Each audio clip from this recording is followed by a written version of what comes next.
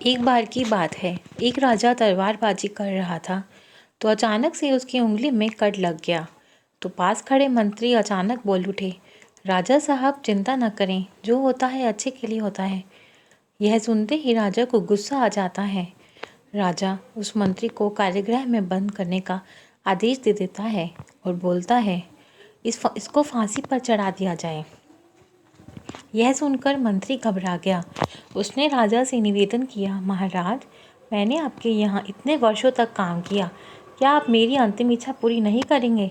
राजा बोला, ठीक है, बताओ क्या है तुम्हारी अंतिम इच्छा? मंत्री बोला, कृपया मुझे 10 दिन का समय दीजिए, उसके बाद आप जो चाहे वो सजा दे दीजिए। राजा ने उसकी अंतिम इच्छा मान ली। राजा दूसरे दिन अपने सैनिकों के साथ जंगल में शिकार पर निकला। जंगल के बीच में राजा अपने सैनिकों से बिछड़ गए और रास्ता भटक गए। रास्ता ढूंढते हुए राजा वनवासियों के बीच पहुंच गए, जो बलि देने के लिए किसी को ढूंढ रहे थे। वनवासियों ने राजा को पकड़ लिया और वन की देवी को बलि देने के लिए ले गए। बलि देने की सारी तैयारियां पूरी हो गई।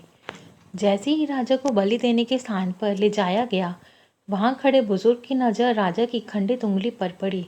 उसने आवाज़ लगाई कि ये तो खंडित है, इसकी बलि नहीं दी जा सकती। तो वनवासियों ने राजा को छोड़ दिया। राजा जैसे तैसे वहां से निकला और अपने राज्य पहुंचा। सबसे पहले कारागृह में अपने मंत्री से मिलने पहुंचा।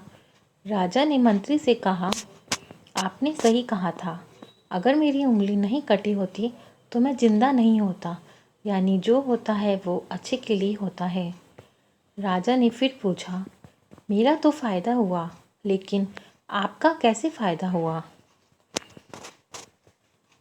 मैंने तो आपको सजा दी। मंत्री बोला, मैं आपके साथ शिकार पर हमेशा रहता हूँ, उस दिन भी रहता, लेकिन मेरे खंडित नहीं होने के कारण मेरी बलि चढ़ जाती, इसलिए मेरे साथ जो भी हुआ अच्छा हुआ। राजा प्रसन्न हुआ, लेकिन छोटी सी बात पर मंत्री को सजा देने का दुख भी हुआ। मॉडल, दोस्तों, अपने जीवन में बहुत से उतार चढ़ाव आते हैं। कभी कभी कुछ चीज़ें हमारे मन के मुताबिक नहीं होती हैं। इस कारण से हमें कभी निराश नहीं होना चाहिए। हमेशा याद रखो, जो होता है अच्छे के लिए होता है। भले ही उसमें कुछ अच्छा हो या ना हो, लेकिन उस परिस्थिति के प्रति सकारात्मक नज़रिया रखने से उसका प्रभाव बहुत कम हो जाता है। धन्यवाद।